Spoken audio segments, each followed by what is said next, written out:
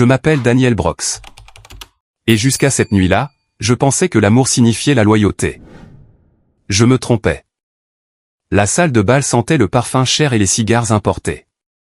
Tout autour de moi respirait la richesse. Des hommes en costume sur mesure riaient fort aux côtés de femmes couvertes de diamants. Pendant ce temps, je ne cessais d'ajuster les poignets de mon smoking de location, comme un homme essayant de dissimuler le fait qu'il n'était pas à sa place. Parce que, honnêtement, je ne l'étais pas. Vanessa m'avait supplié de venir à ce gala d'anniversaire. C'est important pour le réseautage, avait-elle dit. Réseautage, un mot chic pour désigner des gens riches qui décident quels autres riches ont de l'importance. Je travaillais à la quincaillerie Parker, en centre-ville. J'y étais depuis 16 ans. J'aidais les gens à réparer des éviers cassés, des portes coincées, des tondeuses en panne, et la plupart du temps, j'aimais ma vie.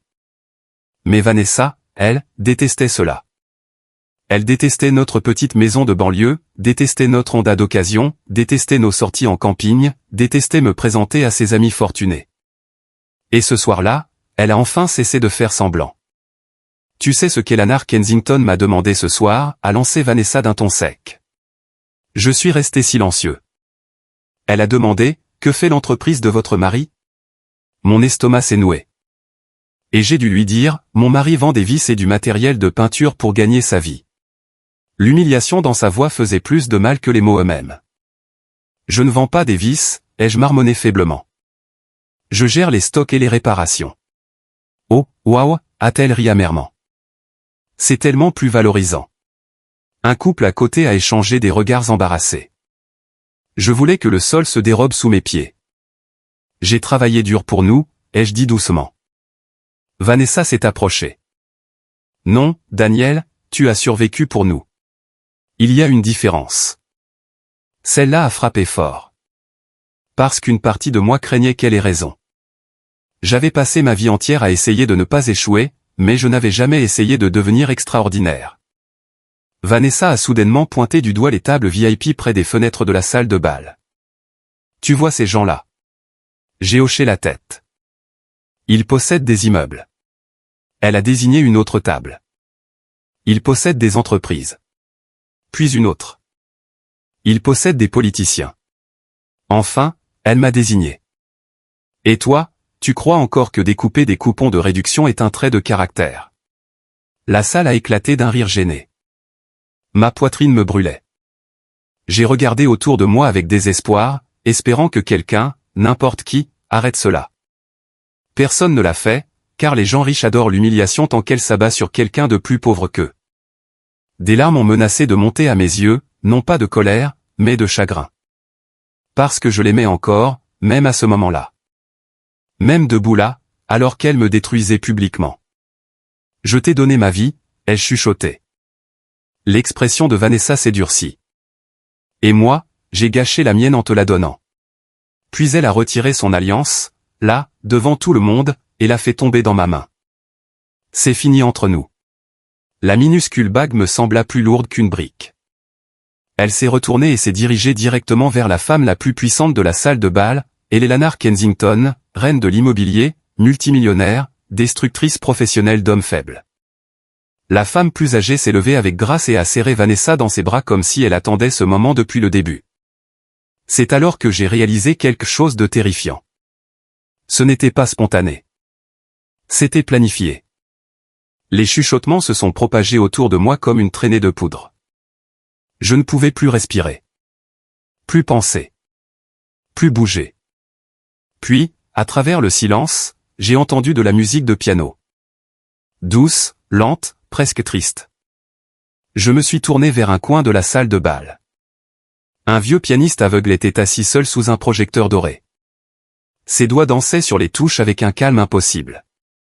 Et d'une certaine manière, même depuis l'autre bout de la pièce, j'avais l'impression qu'il pouvait voir directement dans mon âme. Puis le vieil homme a souri. Ce n'était pas de la pitié, ni de la moquerie, mais de la reconnaissance, comme s'il m'attendait.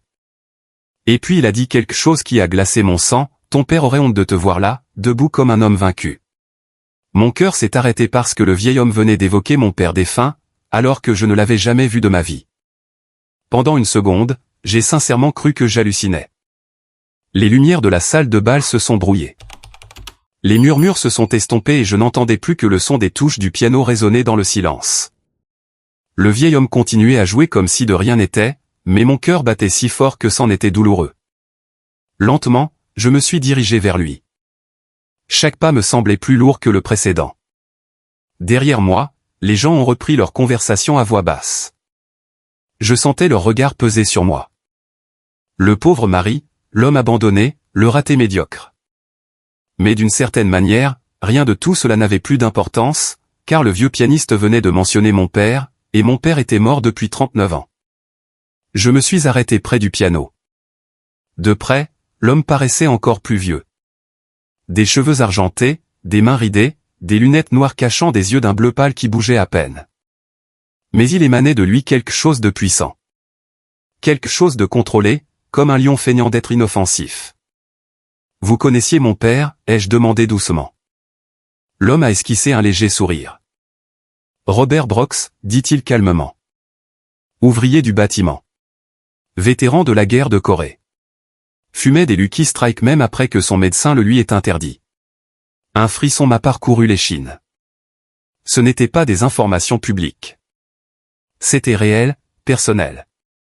« Comment savez-vous cela ?» ai-je chuchoté. Ses doigts glissaient sur les touches du piano.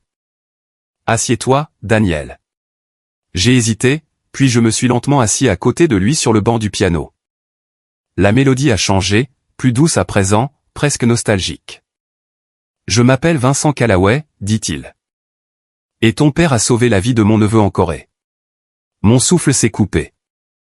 Je me suis souvenu des histoires. Les fins de soirée de mon enfance, mon père assis dans le garage à boire du café dans un vieux thermos, parlant d'un soldat nommé Michael Callaway. L'homme qui l'avait porté sous le feu ennemi après qu'une explosion eût brisé la jambe de mon père. Ils étaient frères en tout, sauf par le sang. « Vous êtes l'oncle de Michael ?» ai-je demandé. Vincent hocha lentement la tête. Mon neveu a passé le reste de sa vie à essayer de rembourser une dette qu'il estimait ne jamais pouvoir acquitter. Je le regardais, incrédule.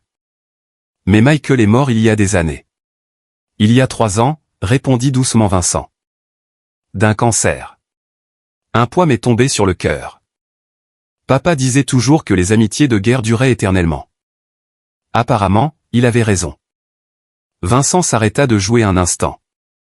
Le silence entre nous devint pesant. Puis il se tourna légèrement vers moi. Tu ressembles exactement à ton père quand il était déçu. Cela m'a fait plus de mal que les insultes de Vanessa, car au fond de moi, je me sentais déjà comme une déception. Je suis désolé que vous ayez dû assister à tout cela, ai-je marmonné. Vincent gloussa doucement. Tu penses que ce soir t'a humilié? Ses doigts retournèrent sur le piano. Mon fils, j'ai passé 60 ans assis tranquillement dans des salons dorés, à écouter des gens détestables faire semblant de se croire supérieurs. Il inclina légèrement la tête vers Vanessa. Ta femme n'est pas la première personne à confondre l'argent et la valeur. À l'autre bout de la salle de bal, Vanessa éclata de rire à la suite d'une remarque d'Eleanor Kensington. Ce son m'a transpercé comme du verre brisé. Vincent le remarqua. Tu l'aimes encore, dit-il. Ce n'était pas une question. J'ai détourné le regard. Je ne sais plus. Si, tu le sais, soupira-t-il.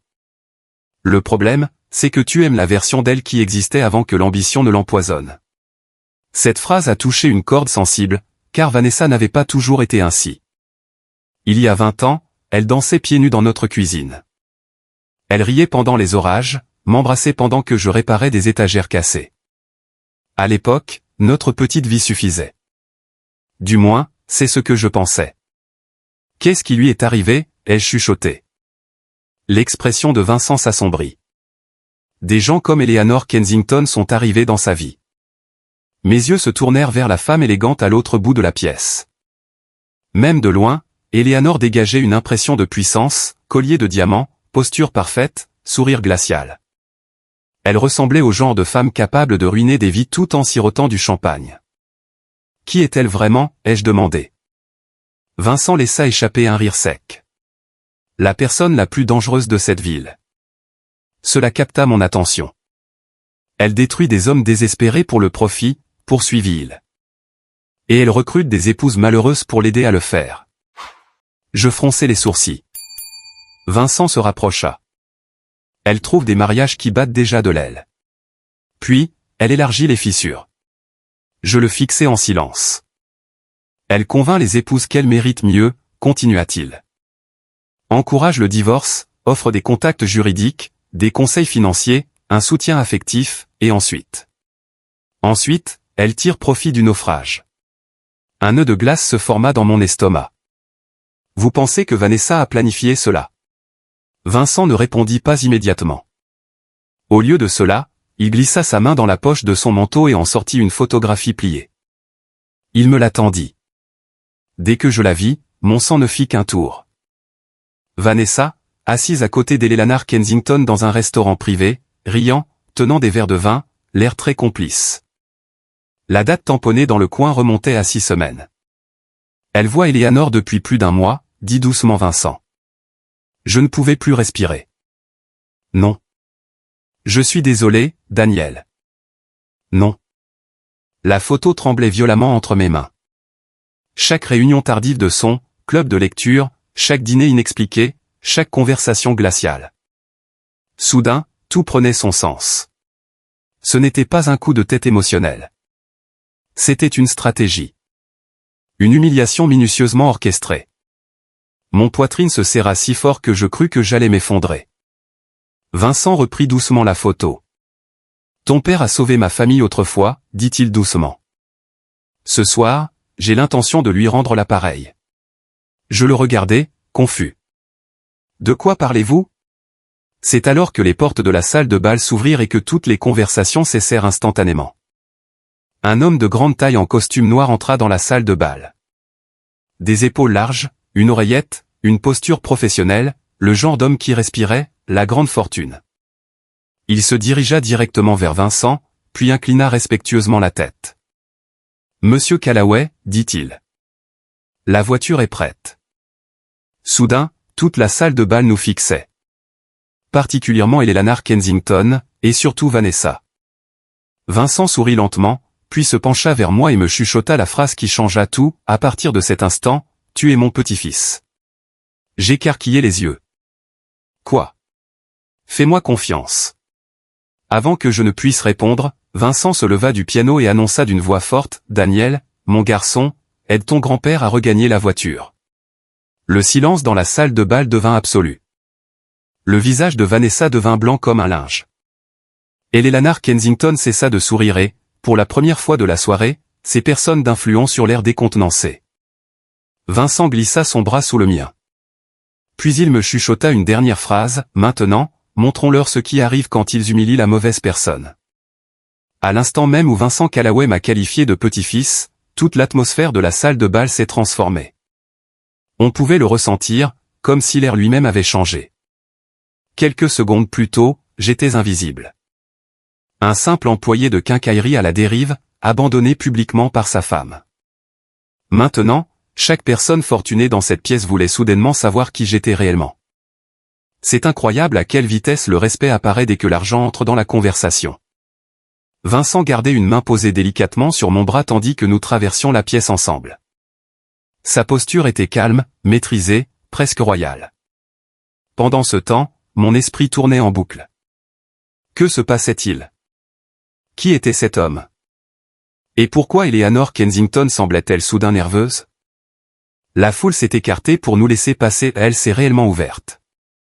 Les mêmes personnes qui m'avaient regardé me faire humilier 10 minutes plus tôt me souriaient désormais poliment à mon passage. Un homme près du bar m'a même adressé un signe de tête respectueux. J'ai failli rire. Les êtres humains sont incroyables. Puis j'ai entendu Vanessa derrière moi, Daniel. Je me suis arrêté par instinct. Sa voix était différente maintenant, plus douce, incertaine. Je me suis retourné lentement. Elle se tenait aux côtés d'Eleanor, serrant fermement son sac à main. L'assurance qu'elle affichait tout à l'heure avait disparu de son visage. « Est-ce qu'on peut se parler une seconde ?» demanda-t-elle. Vincent répondit avant que je ne le puisse, « J'ai bien peur que mon petit-fils ait déjà des projets ce soir. » Petit-fils. Il l'avait dit naturellement, sans effort, comme s'il s'était entraîné. Vanessa sia rapidement. Petit-fils? Vincent sourit poliment. Oui, Daniel ne vous a pas parlé de moi. Vanessa me fixa. Je ne dis rien car, pour être honnête, je n'avais aucune idée de quoi dire. Eleanor Kensington s'avança avec grâce, même si elle semblait nerveuse. Cette femme se comportait comme une reine.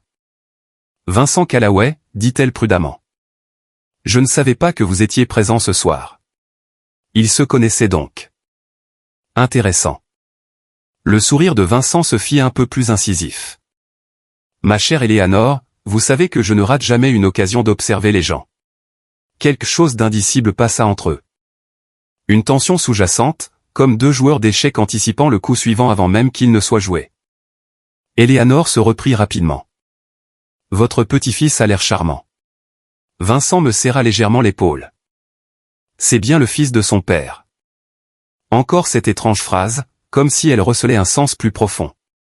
Vanessa nous regarda l'un après l'autre, visiblement déconcertée. Tu ne m'as jamais dit que ta famille était liée aux Callaway, murmura-t-elle. J'ai failli répondre honnêtement. J'ai failli dire, parce que je n'en savais rien. Mais Vincent me devança encore. Daniel est un homme très humble, dit-il chaleureusement. Une qualité rare de nos jours. Ces mots m'ont touché plus profondément qu'ils n'auraient dû, car pour la première fois de la soirée, quelqu'un semblait fier de moi. Ni embarrassé, ni déçu, fier. Et je me suis rendu compte à quel point j'avais été affamé de ce sentiment. Devant l'entrée de l'hôtel, une Bentley noire attendait sous les lumières scintillantes. Pas seulement chère, puissante. Le genre de voiture qui annonce la richesse sans avoir besoin de parler. Les voituriers se tenaient bien plus droit à côté d'elle. Les passants ralentissaient pour la regarder. Les yeux de Vanessa s'agrandirent légèrement. J'ai vu le changement s'opérer en elle. Le calcul, le doute, la peur soudaine que peut-être, après tout, elle ne savait pas tout sur son mari. Le chauffeur de Vincent ouvrit la portière arrière. Après vous, monsieur. Monsieur. Personne ne m'avait jamais appelé, monsieur, de cette manière auparavant. Pas avec un respect aussi sincère. J'ai hésité avant de monter, car une partie de moi avait encore l'impression que tout cela n'était qu'un malentendu grotesque. Vincent se pencha vers moi, assez près pour que moi seul l'entende. Monte dans la voiture, Daniel. Il y avait de l'autorité dans sa voix désormais, ce n'était pas une suggestion mais une consigne, alors j'ai obéi. Les sièges en cuir me parurent plus doux que mon propre matelas à la maison. La portière se referma silencieusement derrière nous. Et en un clin d'œil, je me retrouvais confiné dans un monde totalement différent. Alors que la Bentley s'éloignait de l'hôtel, je regardais en arrière à travers la vitre teintée. Vanessa était toujours là, figée sous les lumières de l'entrée, me regardant partir. Pour la première fois depuis des années, elle avait l'air d'avoir peur de me perdre. L'ironie de la situation me souleva presque le cœur. À l'intérieur de la voiture, un long silence s'installa entre nous. Les lumières de la ville défilaient à l'extérieur dans un flot continu. Finalement, je me tournai vers Vincent. D'accord, dis-je fermement. Assez de mystère. Dites-moi ce qui se passe. Vincent retira lentement ses lunettes sombres, et pour la première fois, je vis ses yeux distinctement. Un bleu perçant, intense, bien trop alerte pour un homme aveugle. Vous y voyez, dis-je doucement. En partie, répondit-il calmement. Suffisamment pour cerner le caractère des gens, ce qui est bien plus important que les apparences. Je le dévisageai. Plus rien chez cet homme ne semblait ordinaire. Vous saviez comment Eleanor réagirait ce soir, dis-je. Oui. Vous saviez que Vanessa avait l'intention de me quitter. Oui. Vous connaissiez mon père. Un silence. Puis Vincent hocha lentement la tête. Mieux que tu ne peux l'imaginer. La voiture s'engagea dans une rue calme bordée d'immenses propriétés cachées derrière des grilles en fer forgé. Je me sentis soudain très petit, très ordinaire. Vincent m'observa attentivement. Dis-moi une chose en toute franchise, Daniel. Quoi? Quand ta femme t'a humilié ce soir, qu'est-ce qui t'a fait le plus de mal? Je répondis immédiatement, qu'elle ait honte de moi. Vincent hocha la tête, comme s'il s'attendait à cette réponse. Pas de colère? Non. Pas le divorce? Je secouai lentement la tête. Elle m'a regardé comme si je n'avais aucune valeur. Le vieil homme poussa un profond soupir.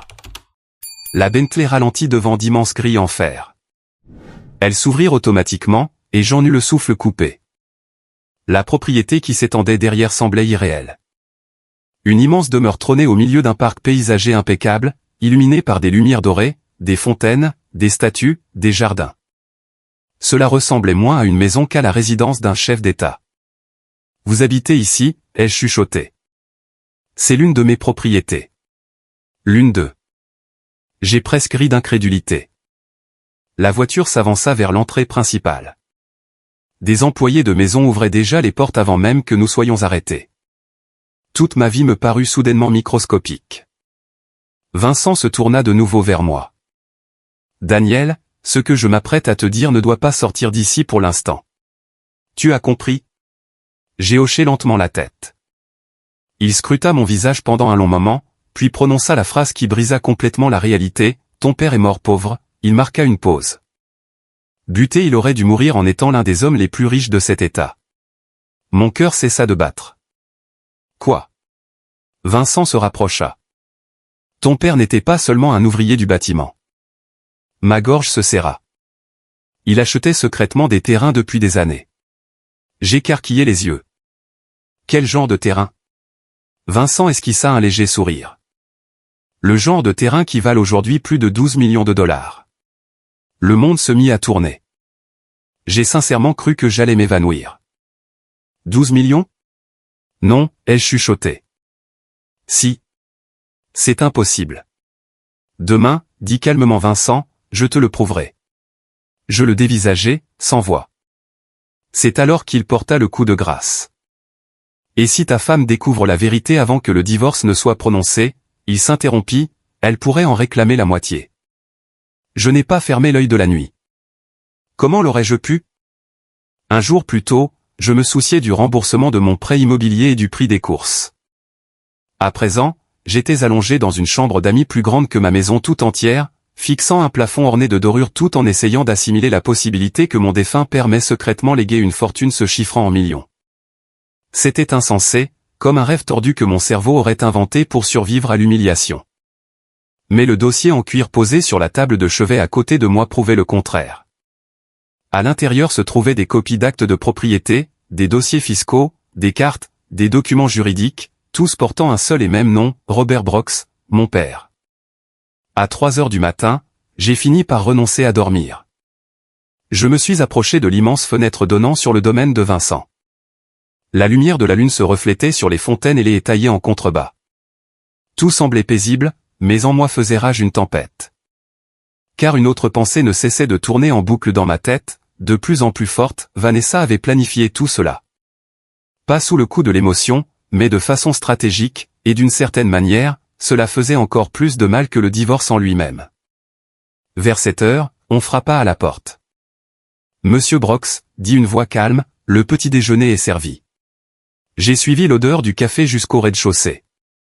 Vincent était assis au bout d'une longue table de salle à manger, lisant le journal comme un roi passant en revue son royaume. La lumière du matin inondait la pièce. Pour un homme octogénaire, il paraissait d'une vivacité d'esprit impressionnante. « Bonjour, Daniel », dit-il d'un ton détaché.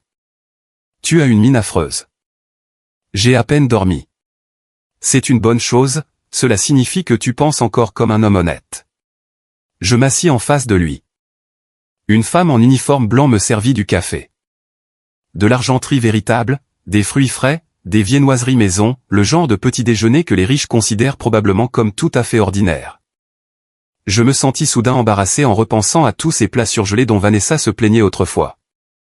Vincent plia soigneusement son journal. « Avant que les avocats n'arrivent, dit-il, il y a quelque chose que tu dois voir. » Mon estomac se noua instantanément. « Qu'est-ce que c'est ?» Sans répondre, il fit glisser un mince dossier sur la table. Sur la couverture figurait une simple étiquette, Vanessa Brox. Une sensation glaciale se répandit dans ma poitrine. Lentement, je l'ouvris. La première photo manqua d'arrêter mon cœur. Vanessa assise à côté d'Eleanor Kensington dans un restaurant chic. Une autre photo, toutes deux entrant dans un immeuble de bureaux en centre-ville. Une autre encore, Vanessa serrant dans ses bras un homme en costume de luxe devant un cabinet d'avocat. « Qu'est-ce que c'est que ça ?» ai-je chuchoté. L'expression de Vincent resta sereine. Des preuves. Je continuai à tourner les pages, relevé téléphonique, date de rendez-vous, copie de mai.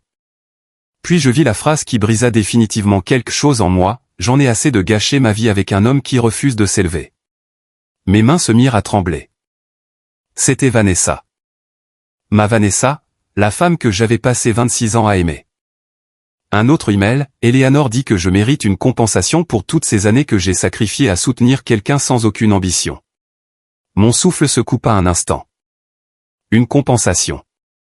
Comme si m'aimer avait été un investissement commercial. Vincent m'observait en silence pendant que je lisais. Elle a rencontré des avocats spécialisés dans les divorces il y a 3 semaines, dit-il doucement. Je levai lentement les yeux. Elle avait déjà décidé de me quitter. Oui, et hier soir, elle voulait des témoins. La pièce parut soudain plus froide. Elle m'a humilié publiquement exprès. Vincent hocha la tête une fois. Plus la séparation est spectaculaire, plus ses arguments émotionnels pèsent lourd lors de la procédure de divorce. Je me rassis, abasourdi. Chaque insulte, chaque phrase cruelle, chaque accusation publique avait été planifiée, méticuleusement calculée, comme une mise en scène. Je me souvins de la façon dont Vanessa avait regardé la foule avant de crier. Elle n'était pas sous le coup de l'émotion. Elle s'assurait simplement que les gens écoutaient. Ma poitrine se serra douloureusement. Depuis combien de temps cela dure-t-il? Environ 6 semaines. 6 semaines. 6 semaines à faire semblant de m'aimer tout en préparant ma destruction financière. Je me souvins soudain de tous ces détails bizarres ces derniers temps. Vanessa me questionnant sur notre compte d'épargne, ses questions sur les documents de retraite, me demandant si la maison était uniquement à mon nom. Mon Dieu, je pensais qu'elle planifiait notre avenir. En réalité, elle planifiait notre fin. Vincent se servit calmement un autre café. Eleanor Kensington se spécialise dans les situations comme la tienne. Je fronçai les sourcils. Qu'est-ce qu'elle fait exactement? Elle repère les épouses insatisfaites, les incite au divorce, puis tire profit de la ruine du mari. Comment? En rachetant à bas prix leurs biens bradés lors des règlements de divorce. Les pièces du puzzle s'assemblaient enfin. La maison, les économies, tout. Elle voulait que Vanessa me quitte pour pouvoir en profiter. Exactement. Je me sentis physiquement malade. Non seulement à cause de Vanessa, mais parce que je réalisais soudain à quel point j'avais été naïf toute ma vie. Je croyais que la loyauté avait de l'importance. Je pensais que l'amour protégeait les gens. Pendant ce temps, d'autres traitaient les relations comme des transactions commerciales. Un coup frappé à la porte interrompit le silence. 2 hommes entrèrent dans la salle à manger, une mallette à la main. Costume de prix, assurance tranquille. Le plus âgé me tendit la main, Daniel Brox. Je suis Richard Hay. Le plus jeune sourit chaleureusement, et je suis Michael Callaway. Callaway. Le neveu de Vincent, le fils du soldat que mon père avait sauvé. Nous vous cherchons depuis près de 3 ans, dit Michael. Je le fixai, incrédule. Vous me cherchiez? Richard ouvrit sa serviette et étala des documents sur la table. Monsieur Brox, dit-il d'un ton professionnel, votre père possédait 11 parcelles de terrain non construites réparties sur 3 comtés. 11. La tête me tourna. Il les a achetées entre 1963 et 1969 pour des sommes dérisoires, poursuivit Richard. À l'époque, elles semblaient sans valeur. Mais aujourd'hui, demandai-je doucement. Michael fit glisser une carte vers moi. Des cercles rouges marquaient plusieurs zones près d'autoroutes, de zones industrielles et de centres commerciaux. Aujourd'hui, dit-il prudemment, ces propriétés se situent dans certaines des zones commerciales à la croissance la plus rapide de l'État. Mon pouls s'accéléra. Combien valent-elles? Les 2 avocats échangèrent un regard. Puis Richard répondit, valeur estimée actuelle? Il marqua un temps d'arrêt. Je le fixai, sans voix. 12,4 millions. Ce chiffre ne me semblait même pas réel. C'était une somme digne de milliardaires dans mon monde. Richard continua prudemment, mais il y a un problème. Évidemment, il y en avait un. Quel problème? Si Vanessa demande le divorce avant que la restitution des titres de propriété ne soit finalisée, mon estomac se serra. Elle pourrait légalement en réclamer la moitié. La pièce devint silencieuse. Je compris soudain pourquoi Vincent avait agi si vite. Pourquoi il m'avait sorti de cette salle de bal. Pourquoi il m'avait dit de garder le silence. Il ne s'agissait plus seulement d'argent désormais. C'était la guerre. Vincent se rassit confortablement, puis posa la question qui allait tout changer. Alors, dis-moi, Daniel, ses yeux bleus ancrés dans les miens, veux-tu te venger? J'avalai ma salive avec peine. Car honnêtement, une partie de moi le voulait. Mais Vincent leva lentement un doigt. Prudence, dit-il à voix basse. La vengeance procure du plaisir un court instant. Il se rapprocha. La justice, elle, change ta vie pour toujours.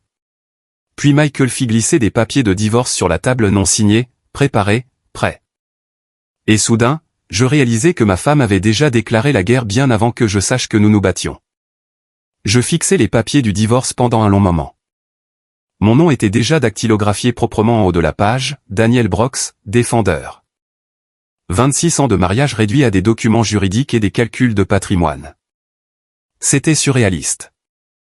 6 mois plus tôt, Vanessa m'embrassait encore pour me dire au revoir avant de partir au travail, ou du moins faisait-elle semblant. À présent, j'étais assis dans le manoir d'un millionnaire, apprenant que toute l'histoire de mon mariage s'était lentement transformée en transaction commerciale. Que se passe-t-il si elle dépose sa demande la première, demandai-je doucement. L'avocat Richard ajusta ses lunettes. Si la procédure de divorce commence avant que la restitution des biens ne soit achevée, Vanessa pourrait prétendre à une part communautaire sur ses actifs futurs recouvrés. Ce qui signifiait la moitié. Oui, la moitié de 12 millions de dollars, la moitié de l'héritage caché de mon père, la moitié de l'avenir qu'il avait passé sa vie à essayer de bâtir. Vincent m'observait attentivement depuis l'autre bout de la table. Tu as 2 options, dit-il calmement. Je levai les yeux. Soit tu révèles tout maintenant, soit tu gardes le silence et tu la laisses continuer à te croire sans valeur. Ma mâchoire se crispa. Et si je garde le silence? Richard répondit, dans ce cas, elle divorcera de l'homme qu'elle s'imagine que tu es. Cette phrase frappa fort, car c'était là la véritable tragédie, n'est-ce pas? Vanessa ne me voyait plus, elle ne voyait que mon compte en banque, mon statut social, mes échecs supposés. Elle avait cessé d'évaluer la valeur de mon cœur depuis des années. Désormais, elle ne mesurait plus que mes revenus. Michael Callaway fit glisser un autre dossier vers moi. Ceci contient tout ce dont Vanessa et Eleanor ont discuté. Je l'ouvris lentement. Chaque page me faisait plus de mal que la précédente. Des notes de réunion privées, des stratégies juridiques, des planifications financières. Puis je tombai sur la phrase qui brisa définitivement quelque chose en moi, Daniel se complaît dans la médiocrité. J'en ai assez de rétrécir ma vie pour l'adapter à ses limites. Je la relus 3 fois. Médiocrité. Limite. 26 ans de vie commune. Et c'était là ce qu'elle pensait de moi. Pas gentil, pas loyal, pas fiable, juste médiocre. Je refermai soigneusement le dossier avant que mes mains ne se remettent à trembler. Vincent m'étudiait en silence. « Tu l'aimes encore ?» me demanda-t-il. Je ne répondis pas tout de suite. Parce que honnêtement, je ne savais plus. J'aimais la femme que je croyais qu'elle était, finis-je par chuchoter. Vincent hocha lentement la tête. Cette femme n'a peut-être jamais existé. Le silence envahit la pièce. Un silence lourd, de ceux qui changent un homme. Puis, Richard se racla la gorge. Il y a un autre facteur que vous devez comprendre. Je le regardai. Et Eleanor Kensington n'aide pas Vanessa par pure bonté d'âme. Sans blague, murmurai-je. Richard esquissa un mince sourire. Elle l'utilise. Comment ça? Elle prévoyait de racheter votre maison lors du partage des biens du divorce. Je fronçai les sourcils. Notre maison? Oui. Vanessa a évoqué l'idée de la vendre immédiatement après le divorce. Michael se pencha en avant, Eleanor tire profit du rachat d'actifs dépréciés en dessous de leur valeur marchande, issus de divorces émotionnellement instables. J'ai failli rire d'incrédulité. Ainsi, même Vanessa était manipulée. Utilisée, jouée. L'ironie était féroce. Elle pense qu'Eleanor est son amie, marmonnai-je. Vincent afficha un sourire glacial. Eleanor n'a pas d'amis. Cela semblait vrai. Terriblement vrai. Mon téléphone vibra soudainement. Vanessa. Je fixais l'écran tandis que ma poitrine se serrait.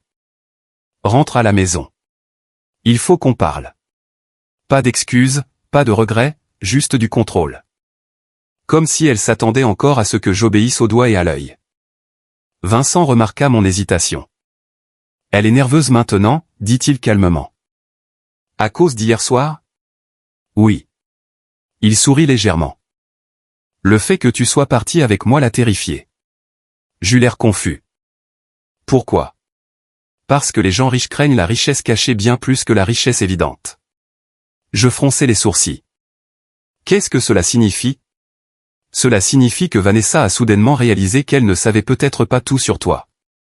Cette pensée me procura une satisfaction inattendue. Pendant d'années, Vanessa m'avait sous-estimé, moqué, méprisé, et maintenant, pour la première fois, elle n'était plus tout à fait sûre d'avoir pris la bonne décision. Vincent se leva lentement et se dirigea vers la fenêtre qui donnait sur le domaine. « Tu sais ce qui est le plus drôle dans tout ça ?» demanda-t-il. « Quoi ?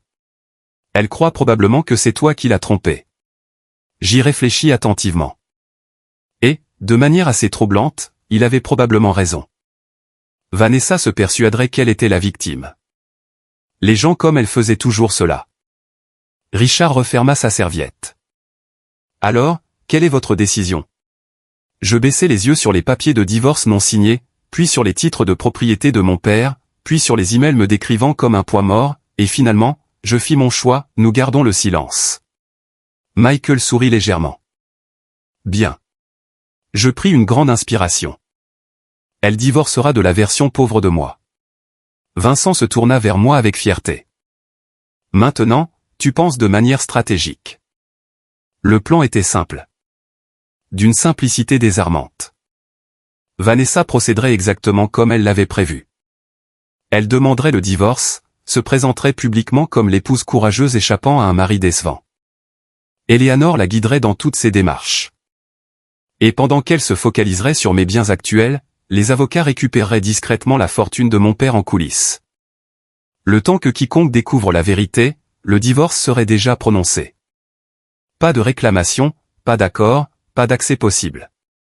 Légalement intouchable. Cela semblait impitoyable. Mais après tout, ce que Vanessa m'avait fait l'était tout autant. 3 heures plus tard, je m'engageai dans mon allée. Ma petite maison de banlieue semblait soudainement différente, plus petite, plus triste, comme un décor de théâtre issu d'une vie qui n'existait plus. Vanessa ouvrit la porte d'entrée avant même que je n'y parvienne. Ses yeux semblaient gonflés, comme si elle avait pleuré. En temps normal, cela m'aurait terrassé émotionnellement. Désormais, je ne savais plus ce qui était réel. Daniel, chuchota-t-elle. Pendant une seconde, j'ai failli céder. Car la mémoire corporelle est dangereuse. 26 ans apprennent à votre cœur à réagir avant même que votre cerveau ne puisse l'en empêcher. Mais je me suis rappelé les emails. Médiocre, limité, embarrassant. Et toute chaleur disparut. Vanessa s'approcha prudemment. Je suis désolé pour hier soir. Voilà, c'était la comédie. Je l'observais de près. Et pour la première fois de notre mariage, je la vis réellement. Pas la femme que j'aimais, mais celle qui calculait les bénéfices derrière ses grands yeux. Tu m'as humilié, dis-je doucement. Les larmes lui montèrent instantanément aux yeux. J'étais sous le coup de l'émotion. Mensonge. Je ne pensais pas ce que j'ai dit. Mensonge. Nous étions tous les deux malheureux. Plus proches de la vérité. Je passai devant elle pour entrer dans la maison. Notre maison sentait la bougie à la vanille et l'encaustique. Le foyer. Du moins, c'est ce que j'avais l'habitude de ressentir. Vanessa me suivit, nerveuse. Qui était cet homme? Elle était là, la vraie question. Pas comment je me sentais, pas si j'allais bien. Elle voulait des informations. Vincent avait raison. La peur avait remplacé la certitude. Un vieil ami de mon père, répondis-je calmement. Quel genre d'ami? Je haussai les épaules. Je n'en sais rien. Un autre mensonge. Et curieusement, il me semblait tout à fait justifié. Vanessa m'examina attentivement. Tu as dormi dans son manoir? Oui. Son visage changea légèrement à l'évocation du mot « manoir ». Je le remarquai. Oh, dit-elle doucement. J'eus presque pitié d'elle. Presque. Car elle était désormais prise au piège entre deux sentiments, la cupidité et le doute. Puis elle posa la question qui confirma tout, « Daniel, est-ce qu'il y a quelque chose sur ta famille que j'ignore ?» Je la regardai droit dans les yeux, conscient que ma réponse scellerait le reste de nos vies respectives. Alors, j'esquissai un léger sourire et dis « non ». Et pour la première fois en 26 ans, je mentis à ma femme sans l'ombre d'un remords. 6 mois plus tard, mon divorce était officiellement prononcé. 26 ans de mariage se soldaient dans une salle d'audience froide qui sentait le papier, le café et la déception. Vanessa portait du blanc, ironiquement. Un blazer blanc élégant, des boucles d'oreilles en perles, un maquillage impeccable. Elle ressemblait moins à une ex-épouse en deuil qu'à quelqu'un se rendant à une fête de victoire. Et pour tout dire, dans son esprit, elle avait gagné. Le juge entérina l'accord en moins de 40 minutes. Vanessa obtint la moitié de la valeur nette de notre petite maison, 22 000 $ de nos économies, une pension alimentaire mensuelle calculée sur mon salaire de quincaillerie, et la satisfaction de croire qu'elle venait d'échapper à une existence étriquée. Pendant ce temps, je signais sans maudire chaque document qu'on me présentait, calme, poli, d'une complaisance presque dérangeante, ce qui, je le voyais bien, la déstabilisait. Vanessa ne cessait de me jeter des regards furtifs durant l'audience, guettant la colère, quémandant une réaction émotionnelle, mais je ne lui montrais rien car la véritable bataille s'était déjà jouée en coulisses, et elle n'en avait jamais soupçonné l'existence. À la sortie du tribunal, des journalistes se pressaient autour d'une autre affaire très médiatisée non loin de là. Personne ne fit attention à nous, juste un énième divorce de quinquagénaire, un autre mariage raté, un homme ordinaire de plus perdant la moitié de sa vie. Vanessa ajusta ses lunettes de soleil et finit par dire « Tu prends les choses étonnamment bien ». Je la regardai calmement. Quelle réaction espérais-tu? Une lueur de culpabilité traversa son visage, pour disparaître l'instant d'après. Je ne voulais pas te faire de mal, Daniel. Cela faillit me faire rire. Elle ne voulait pas me faire de mal. Elle m'avait détruit publiquement. Elle avait documenté mes échecs. Planifié mon humiliation avec Eleanor Kensington. Mais d'une façon ou d'une autre, elle tenait encore à se donner le beau rôle. Les êtres humains sont de formidables conteurs lorsqu'il s'agit de se préserver. Je m'en remettrai, dis-je doucement. Et étrangement, pour la première fois depuis des mois, j'étais sincère. Vanessa hocha la tête avec embarras. C'est alors qu'une Mercedes noire se gara le long du trottoir. Eleanor Kensington était assise à l'intérieur, portant des lunettes de soleil surdimensionnées et des diamants de la taille de glaçons. Elle ne prit même pas la peine de descendre. Vanessa sourit fièrement, telle une étudiante enfin acceptée dans une école d'élite. « Je dois y aller », dit-elle doucement. Je hochai la tête une fois, puis je la regardai monter dans la Mercedes aux côtés de la femme qui avait contribué à détruire notre union. La voiture se fondit dans la circulation, et au lieu d'un déchirement, je ressentis un soulagement. Un soulagement pur. Parce que j'avais enfin compris une chose essentielle, on ne peut pas perdre des personnes qui ne vous ont jamais vraiment estimé. 3 semaines plus tard, la décision finale concernant la restitution des titres de propriété tomba. Je me tenais dans le bureau de Richard Hay lorsque l'appel arriva. Nous les avons toutes récupérées. C'est tout ce qu'il dit. Mais cela changea ma vie à tout jamais. Chaque propriété, chaque acre, chaque contrat de bail fut légalement restitué à la fiducie de la famille Brox. 12,4 millions de $. À moi. Enfin, techniquement à mon père, mais transmis désormais à travers moi. Richard servit du champagne. Michael Callaway m'enlaça comme si j'étais de sa propre famille. Quant à Vincent, il restait simplement assis en silence près de la fenêtre, souriant pour lui-même, tel un vieux maître d'échecs observant le coup final se dérouler exactement comme prévu. « Vous êtes officiellement l'un des propriétaires terriens les plus riches du comté », annonça fièrement Richard. Cette phrase semblait absurde. Moi, Daniel Brox? Le gars qui réparait des pièces de tondeuse. Le mari délaissé parce qu'il était trop médiocre. Je baissai les yeux sur mes mains. Les mêmes mains. Toujours rugueuse après des années de travail. C'est curieux de voir comment l'argent modifie la perception que les autres ont de vous, alors qu'à l'intérieur, vous vous sentez exactement le même. Vincent leva légèrement son verre. À Robert Brox, dit-il doucement. Nous levâmes tous le nôtre. À Robert. Pendant un instant, j'imaginais mon père sourire quelque part, non pas pour l'argent, mais parce que son rêve avait survécu. C'était cela qui importait le plus. Au cours des semaines suivantes, ma vie se transforma en douceur. J'achetai une maison au bord d'un lac, pas un manoir, simplement un endroit paisible aux lumières chaleureuses, avec un atelier de menuiserie dans le garage et un ponton surplombant l'eau, un lieu où je me sentais enfin serein. Je démissionnai également de la quincaillerie. Cette étape me fit plus de mal que prévu. Ces gens étaient devenus une famille après 16 ans passés à leur côté. Quand je l'annonçai à mon responsable, Earl, il me serra la main, les larmes aux yeux. Tu as été le meilleur employé que j'ai jamais eu, bon sang. Cela comptait plus pour moi que n'importe quel relevé de compte. Mais le véritable événement se produisit 2 mois plus tard, de façon tout à fait fortuite. Je dînais dans un restaurant chic du centre-ville avec Margaret Ellis, une veuve que j'avais rencontrée dans le cadre d'un projet caritatif de quartier. Margaret n'avait rien à voir avec Vanessa. Pas d'obsession du statut social, pas de marque de couturier, pas d'ambition d'ascension sociale artificielle. Elle riait de bon cœur, faisait du bénévolat dans des refuges pour animaux, cuisinait des tartes aux pêches maison, et d'une certaine manière, m'apportait une paix que j'avais oubliée. Nous étions au milieu du repas lorsque j'entendis une voix familière derrière moi, Daniel. Je me retournai lentement. Vanessa. Mon ex-femme se tenait là, figée à côté d'une table près du bar. Et soudain, tout devint extrêmement silencieux. Elle était magnifique. Robe de prix, bijoux, coiffure impeccable. Mais ses yeux semblaient fatigués.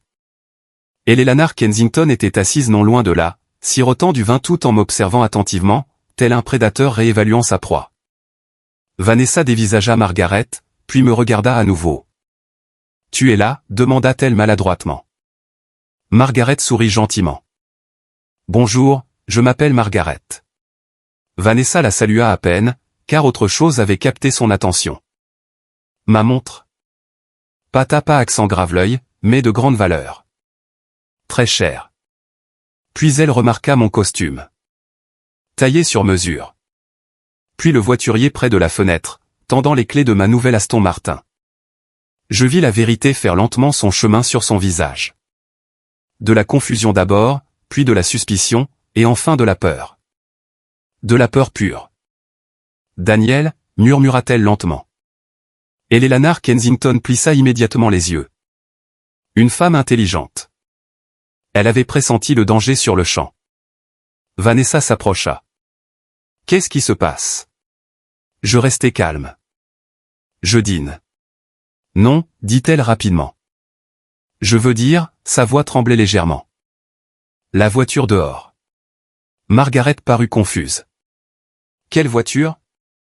Je répondis négligemment, « l'Aston. » Le visage de Vanessa se vida de son sang. Eleanor se leva enfin de sa table. Et à présent, elle aussi avait l'air nerveuse. Tant mieux. Pendant 6 mois, elles avaient cru m'avoir vaincu, manipulé, m'avoir échappé. Mais les prédateurs paniquent lorsque leur proie semble soudainement puissante. Eleanor s'approcha prudemment. « Daniel » dit-elle d'une voix mielleuse. « Vous avez bonne mine. » En effet. Ses yeux m'étudiaient intensément, calculant, cherchant à comprendre. Puis elle posa la question avec précaution, « Qu'est-ce que vous faites exactement aujourd'hui ?» Je souris poliment. De la gestion foncière. Techniquement vrai. La respiration de Vanessa devint superficielle. Je voyais son cerveau travailler à toute vitesse, la chronologie des événements, la Bentley, Vincent Callaway, mon calme pendant le divorce, cette soudaine fortune. Et puis, elle comprit enfin. Ses yeux s'écarquillèrent lentement d'effroi. « Oh mon Dieu !» chuchota-t-elle si bas que moi seul l'entendis. « Tu savais ?» Je soutins son regard calmement. « Oui. » Le silence qui suivit fut écrasant. Vanessa semblait physiquement malade, comme quelqu'un qui réaliserait avoir sauté d'un navire un instant avant de découvrir qu'il transportait un trésor. Eleanor s'avança brusquement. De quoi parle-t-elle? Vanessa me regarda d'un air impuissant. Puis vint la phrase que j'attendais d'entendre depuis 6 mois, Daniel, sa voix se brisa. À combien s'élève ta fortune? Margaret manqua de s'étouffer avec son verre d'eau. Je fixai Vanessa pendant un long moment, puis je finis par répondre, assez.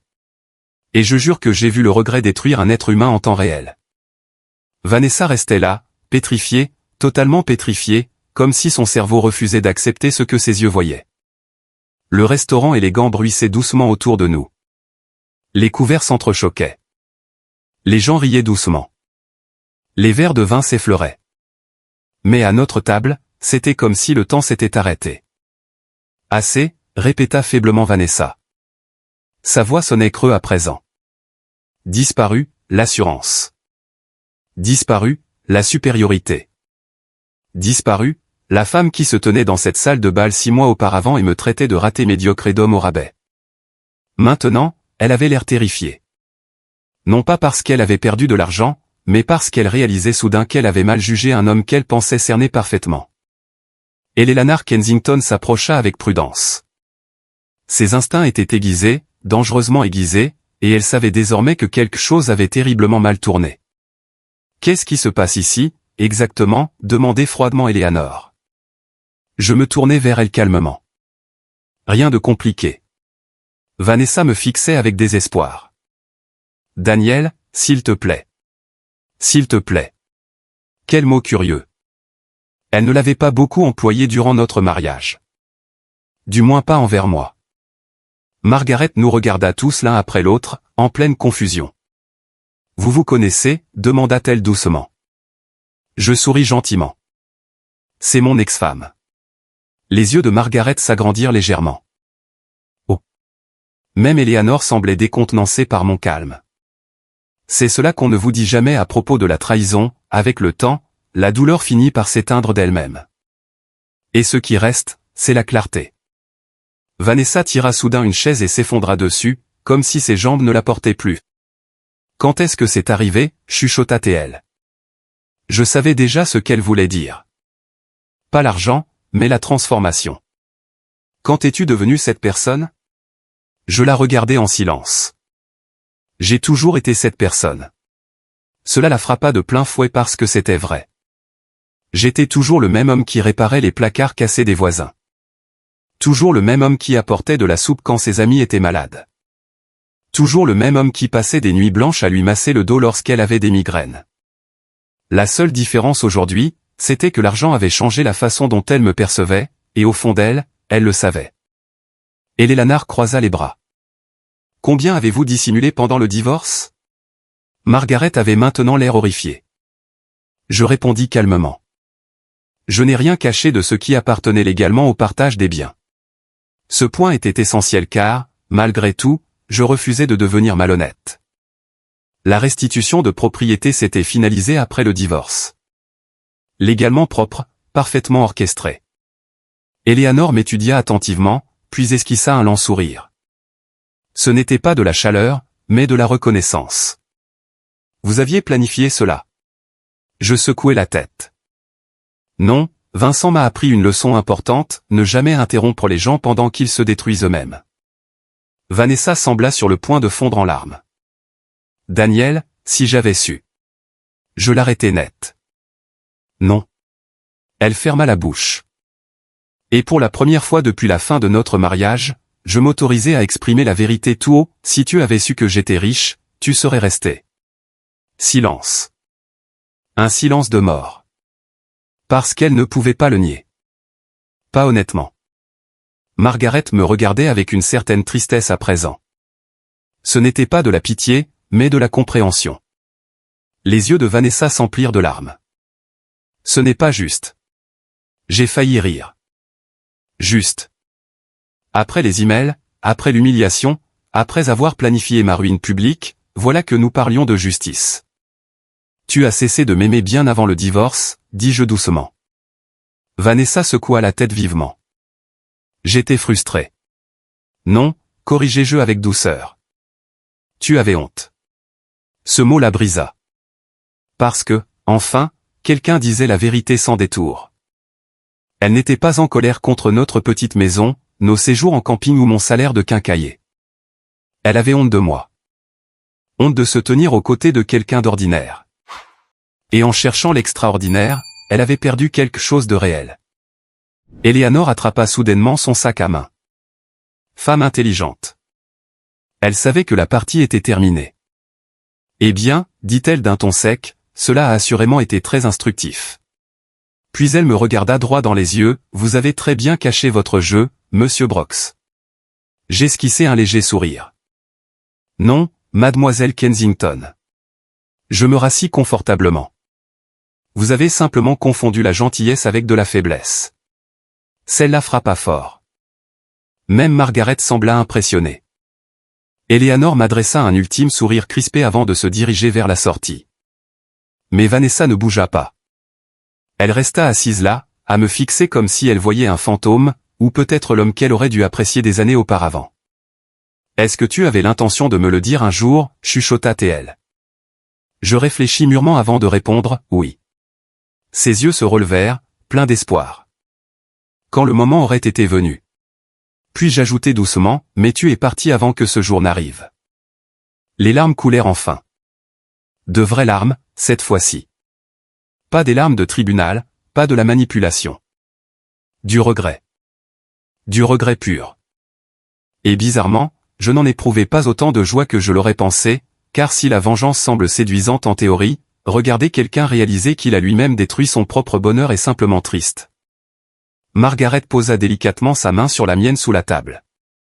Un petit geste, chaleureux, sincère, sans mise en scène, sans calcul. Et soudain, je compris une chose importante. La plus grande perte dans la vie de Vanessa n'était pas l'argent. C'était la paix. Car la richesse peut acheter le luxe, mais elle ne peut pas acheter la sécurité au sein du cœur de quelqu'un. Vanessa essuya lentement ses larmes. Je t'ai vraiment aimé, autrefois. Je la crus. C'était là toute la tragédie de l'histoire. Je pense qu'elle m'avait sincèrement aimé. Avant que la comparaison ne l'empoisonne. Avant que le statut social ne compte plus que le lien qui nous unissait. Avant que des gens fortunés ne la persuadent qu'un amour ordinaire ne suffisait pas. Je sais, dis-je doucement. Cela sembla lui faire encore plus de mal. Elle se leva lentement, paraissant plus petite, d'une certaine façon moins puissante, moins sûre d'elle. Et avant de partir, elle posa une dernière question, es-tu heureux, maintenant? Je regardai Margaret à mes côtés, puis je repensai à Vincent, à mon père, à la maison du lac, à l'atelier, aux matinées silencieuses passées à boire du café sans aucune tension dans l'air, à la liberté, à la paix. Alors, je répondis en toute franchise pour la première fois depuis bien longtemps. J'esquissai un doux sourire, oui. Vanessa hocha la tête une fois, puis s'en alla. Et cette fois-ci, je ne la regardai pas partir, car certains chapitres n'ont pas besoin d'être relus. Margaret me serra de nouveau la main. Ça va, demanda-t-elle doucement. Je regardais autour de moi dans le restaurant, les lumières luxueuses, les verres étincelants, ces gens riches qui prétendaient que le bonheur s'achetait.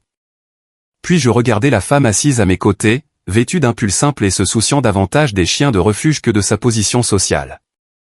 Et soudain, tout devint limpide. Mon père a passé toute sa vie à accumuler secrètement une fortune, dis-je doucement. Margaret sourit, et je regardai par la fenêtre du restaurant le reflet qui me faisait face, un homme qui avait survécu à l'humiliation, à la trahison, à la perte, et qui avait pourtant su rester bon. Dehors, la pluie se mit à tomber doucement sur les lumières de la ville. Et pour la première fois depuis des années, je me sentis enfin riche.